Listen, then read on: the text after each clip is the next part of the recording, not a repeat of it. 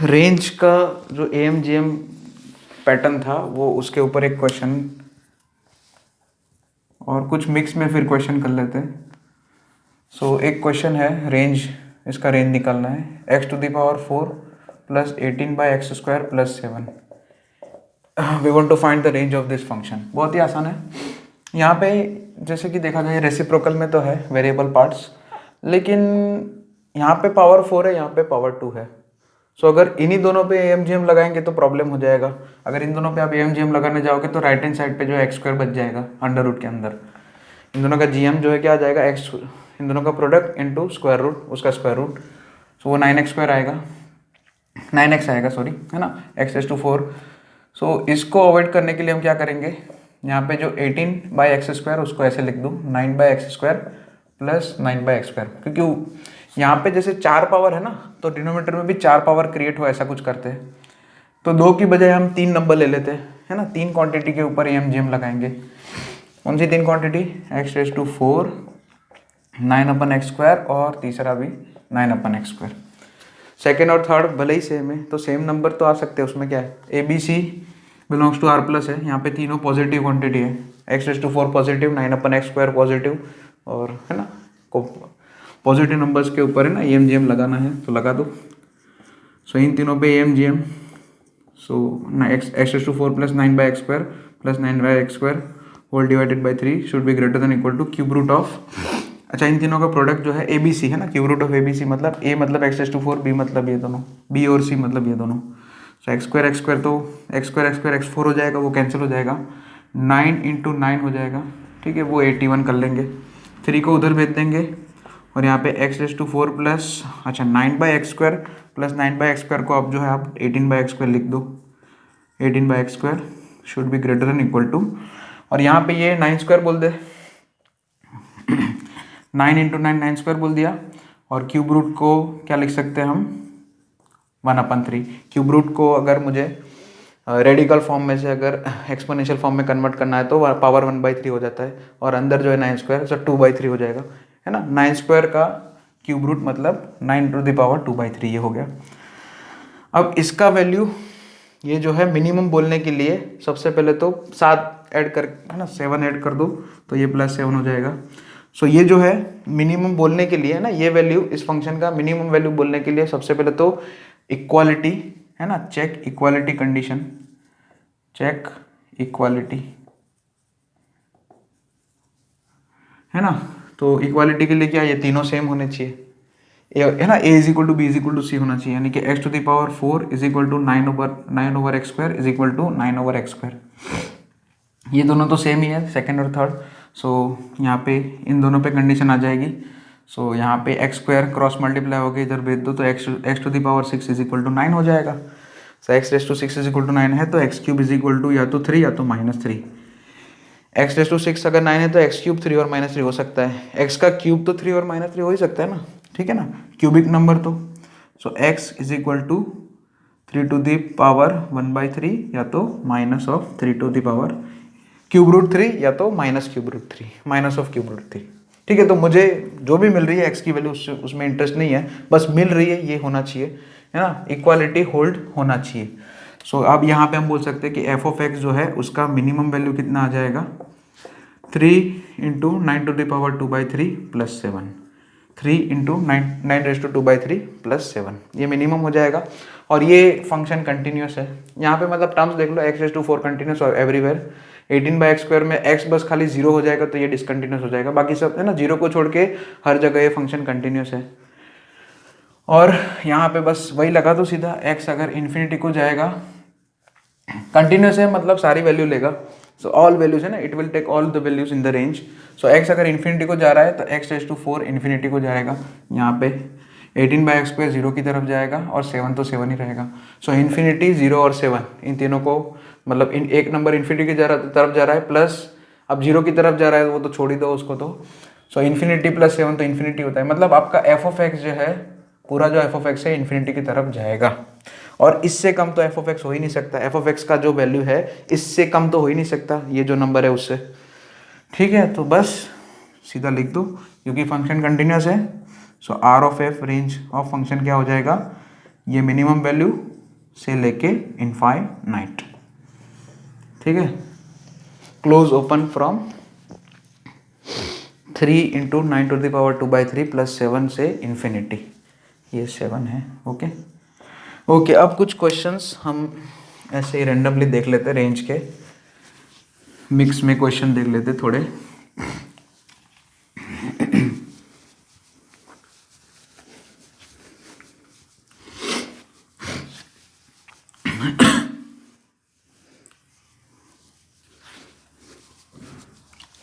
उसमें first question मान लिया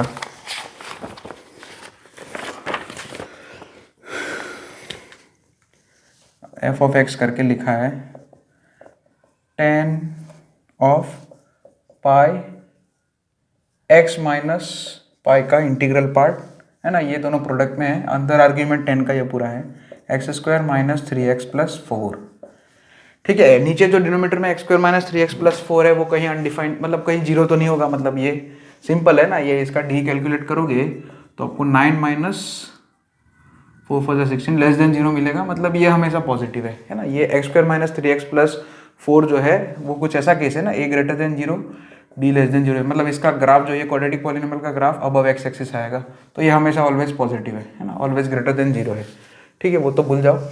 तो ऊपर जो न्यूमरेटर में जो लिखा है x माइनस पाई का इंटीग्रल पार्ट, ठीक है। अब x माइनस पाई हो, x हो चाहे x माइनस पाई हो, कुछ भी हो, इंटीग्रल पार्ट का तो आउटपुट जो है हमेशा इंटीजर ही होता है, कोई है ना, बिलोंग्स टू इंटीजर, है ना, ये कोई भी इंटीजर होगा, ये जो है ये क्वांटिटी हमेशा ऑलवेज इंटीजर ही होगी, आउटपुट तो इंटीजर ही देगा ना, ऑलवेज इंटीजर। और के पाई, tan के पाई, इसको मैं एक समय के लिए, कुछ टाइम के लिए इसको k बोल देता हूँ, है ना, k बिलोंग्स टू i, है ना। मैंने क्या लिख दिया, ये जो integral part of x minus pi है इज इक्वल टू मैंने k लिख दिया, जहाँ पे k बिलोंग्स टू i हो जाएगा। सो tan k पाई अपन x² माइनस 3x प्लस 4, तो यहाँ पे x मर्जी चाहे जो भी लाओ, आपको आउटपुट हमेशा इंटीजर मिलेगा, और tan के अंदर अगर इंटीग्रल पार्ट ऑफ पाई अगर हम रखते हैं तो 0 हो जाता है, तो न्यूमरेटर 0, डिनोमीटर कोई भी पॉजिटिव रियल नंबर, है ना, डिनोमीटर में जो क्वाड्रेटिक है वो any positive real number, so 0 divided by any positive real number, so 0 divided by anything 0 ही होता है। बस ये डिफाइन है ना, x² minus 3x plus 4 x की हर एक वैल्यू के लिए डिफाइन होता है, ये कंटिन्यूस भी है, वो सब यहाँ पे बोलने की जरूरत ही नहीं, क्योंकि क्वाड्रेटिक फंक्शन है, क्वाड्रेटिक इक्वेशन है, क्वाड्रेटिक पॉलिनोमियल है, मतलब, ठीक है। सो दिस इज इसका मतलब इसका डोमेन, मतलब इसका रेंज क्या आ जाएगा, बस एक ही आएगा इसमें 0, है ना, इसके रेंज में क्या आएगा, 0 आएगा, खाली सिंगलटन सेट आएगा, ठीक है, सिंगलटन सेट के अंदर 0 हो जाएगा। काफ़ी अच्छा क्वेश्चन है, इसको नोट डाउन कर लेना। नेक्स्ट, अब ये सब ऐसे टेढ़े मेढ़े क्वेश्चन लेता हूँ मैं, जो कि थोड़ा आपको अजीब लगेंगे, सॉल्व करने में भी अजीब लगेंगे, लेकिन उसका वही ऐसे एडवांस में अजीब टेढ़े मेढ़े क्वेश्चन आते भी है ना, तो इसलिए ये सब कराने जरूरी है, मिक्स में क्वेश्चन है। नेक्स्ट है, नेक्स्ट क्वेश्चन ले लिया, ओके यही ले लेते सीधा। F of x is equal to, इन लोगों ने लिखा है cot inverse log 4/5, log cot inverse के अंदर ये लॉग है, लॉग के अंदर आर्ग्यूमेंट में ये है, कंपोजिट फंक्शन है 5x² प्लस 8x प्लस 4, इसका मुझे रेंज निकालना है, ठीक है, I want to find the range. तो कुछ नहीं, इस लॉग का रेंज निकालेंगे, ये जो लॉग वाला जो कॉट इनवर्स के अंदर जो आर्ग्यूमेंट है उसका रेंज निकालेंगे, और उस पर्टिकुलर मतलब वो जो इंटरवल आएगा उसमें कॉट इनवर्स का रेंज निकाल देंगे। पहले अंदर वाले फंक्शन का रेंज निकालेंगे, है ना, ये तो आपको पता है कंपोजिट फंक्शन का कैसे करते हैं। जैसे f of g of x होता है तो सबसे पहले जी ऑफ एक्स का अलाउड वैल्यू निकालते हैं, एफ है ना, जी ऑफ एक्स का अलाउड वैल्यू मतलब जी ऑफ एक्स का रेंज निकालते हैं, मान लिया उसको ए बोलते हैं, और उस इंटरवल में एफ का रेंज निकाल देते हैं, ठीक है, सही है। तो सबसे पहले इसको फोकस करेंगे, और उससे भी पहले ये अंदर जो क्वाड्रेटिक है लॉग का जो आर्ग्यूमेंट है उसको देखा जाएगा। तो उसमें क्या लिखा है 5x² माइनस 8x प्लस 4, तो ये जो क्वाड्रेटिक है उसका डी आप कैलकुलेट करोगे अगर, तो 64 माइनस 80 आएगा जो कि लेस देन 0 है, यानी कि ये जो क्वाड्रेटिक है उसका graph above the x axis है। ठीक है, तो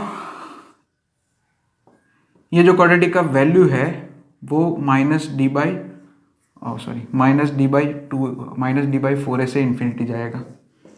so minus D by 4a से इन्फिनिटी, इसका डी जो है -16 है, देख सकते हैं। सो -16 minus minus plus 16 divided by 4 5 ज़ा 20। तो ये जो क्वाड्रेटिक है उसका ये रेंज है 4/5 टू इन्फिनिटी, है ना।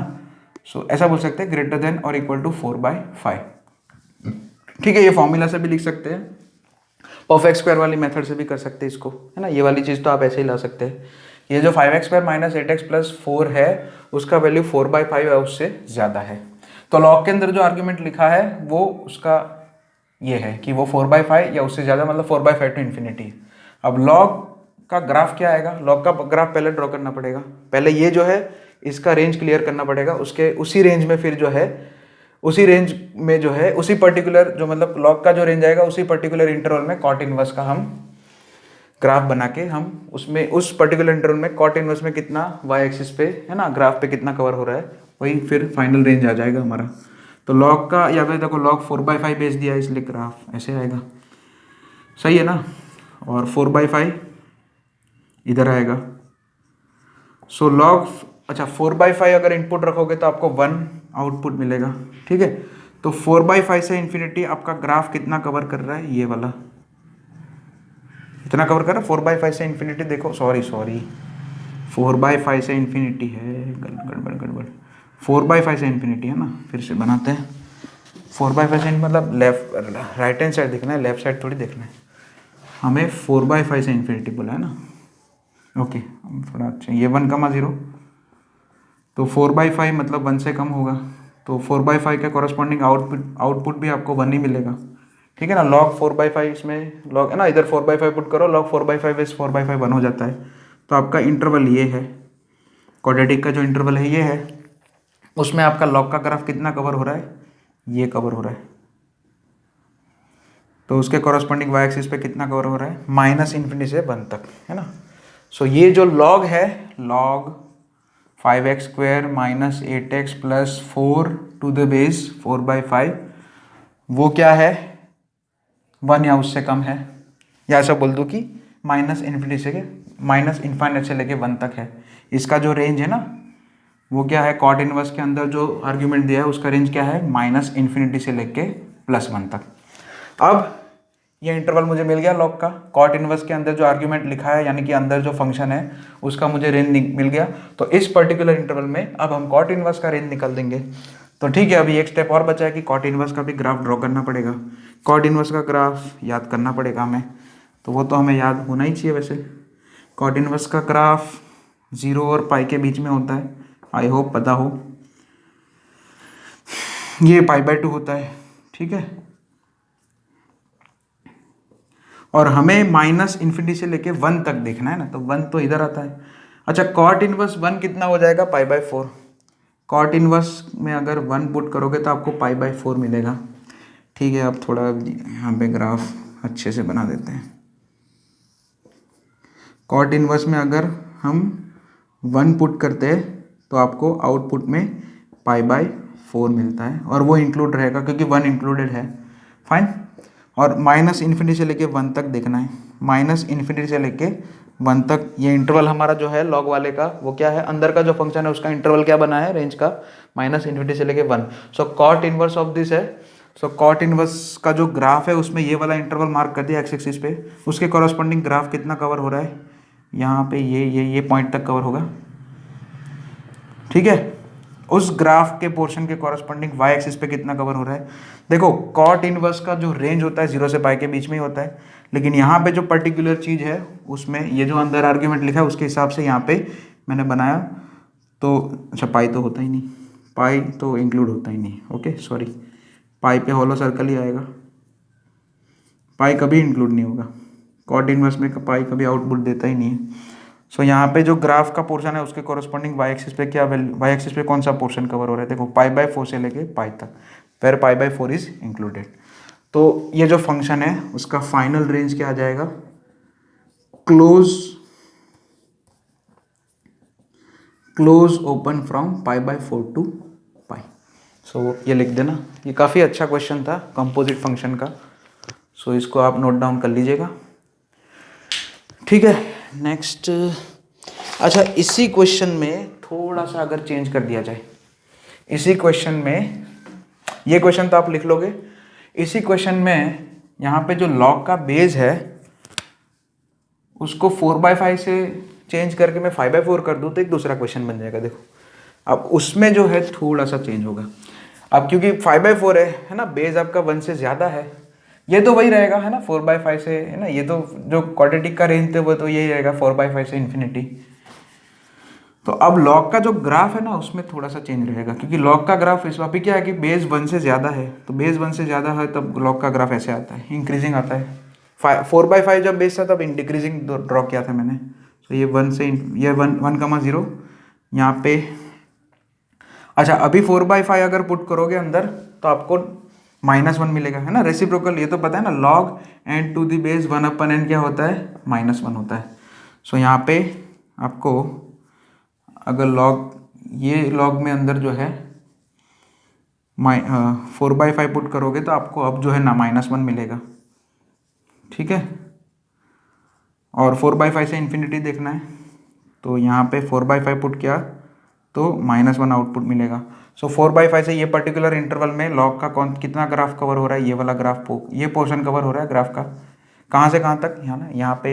तो उसके कॉरस्पॉन्डिंग वाई एक्सिस पे कितना क्या कवर हो रहा है, देखो कौन सा पोर्शन कवर हो रहा है, -1 से इन्फिनिटी। देखो अभी ये आएगा इधर, है ना, log 4/5 टू द बेस 5/4 कितना आउटपुट देगा, -1। बेस और आर्ग्यूमेंट जो है एक दूसरे के रेसिप्रोकल होते हैं तो आपको -1 मिलता है आउटपुट, है ना, ये स्टेटमेंट पता ही है, ये वाला मतलब आइडेंटिटी पता ही है। सो 4/5 से इन्फिनिटी के इंटरवल में लॉग का ये ग्राफ कवर हो रहा है, उसके कॉरस्पॉन्डिंग वाई एक्सिस पे कौन सी वैल्यू कवर हो रही है, -1 टू इन्फिनिटी।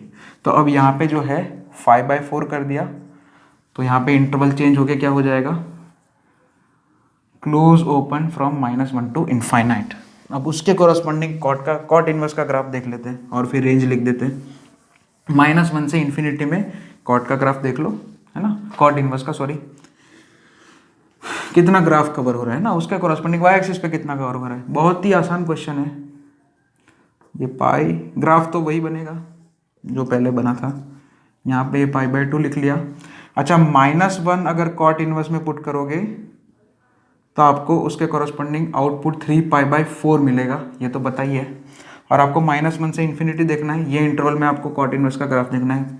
तो ये इंटरवल में -1 से इन्फिनिटी में कॉट इनवर्स का कितना ग्राफ, देखो कितना पोर्शन कवर हो रहा है, ये पॉइंट से शुरू हो रहा है और यहाँ तक, फिर यहाँ पे फिर इनफाइनाइट तक जाएगा।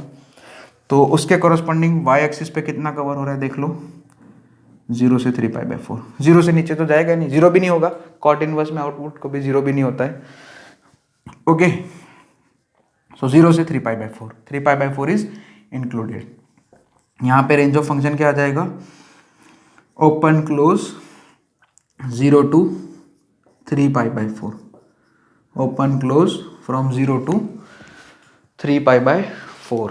तो ये एक दूसरा क्वेश्चन इसी में से मैंने बना दिया, इसी के अंदर से, ठीक है, फाइन, ओके,